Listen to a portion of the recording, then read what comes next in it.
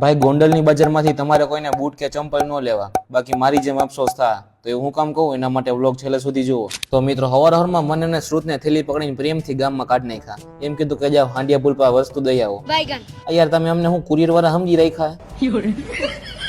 આ જોજો હજી તો જેવા હાંડિયા પુલ પર પૂગ્યા ત્યાં જ વરસાદ ચાલુ. હજી તો હું નાઈ ધોઈને તૈયાર થયો તો ત્યાં તો પાછો ભીનો થઈ ગયો. એ બધું તો ઠીક આ ઘરે ખબર પડશે ને હું ભીનો થયું, મારી સર્વિસ કરી નાખશે યાર. જો તમે બધે લાઈક કરશો ને તો મને દુઆ જડશે. એક લાઈક એટલે એક દુઆ.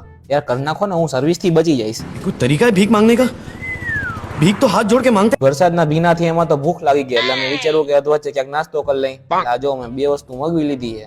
એની માસી નામમાં વરસાદ ચાલુ થયો એ થયો, ઊભું રહેવાનું નામ નથી રહેતો. આ ભાઈને કે અમારે બહાર જવું તો આમાં કેમ જવું? તો વરસાદ ગયો તેલ લેવા. આપણે આવી મેઇન વાત ઉપર કે મેં તમને ગોંડલમાંથી બૂટ લેવાની ના હું કામ પાડી. તો યાર ગોંડલમાં કેવા મસ્ત બૂટ ચડે, ક્વોલિટી વાળા ને રીઝનેબલ. તો મને આમાં શેનો અફસોસ થયો ખબર હે? કેમ કે મને આ વાત પેલા ખબર નહોતી. જો પેલા ખબર હોત ને તો હું 2-3 જોડી લઈ લેત. બોલો વરસાદ છે કે રાયતે રહ્યો તો અમને બધાને રાયતે ને ગાંઠિયા ચિપ્સ ખાવાનું મન થયું એટલે અમે ઘરે ગાંઠિયા ચિપ્સ પાર્સલ લઈ આવ્યા. જો તમારે ખાવી હોય તો હાલો, બાકી મળીએ હવે કાલના વ્લોગમાં.